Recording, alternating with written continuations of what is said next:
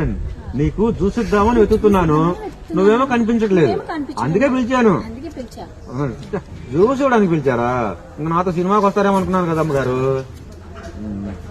అమ్మగారు సినిమాకి వెళ్దామా? అమ్మ ఏంటమ్మా వీడి గోళ?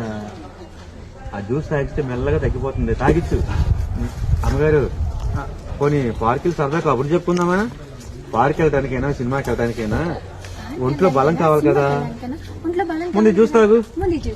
నాకు జ్యూసులు తాగి అలవట్లేదు అమ్మగారు. అది తిప్పుకున్నాడు. అమ్మ అంటుంది ఇంత వదిలిపోతూ లైన్లో పెట్టవే చెప్తా. రాజు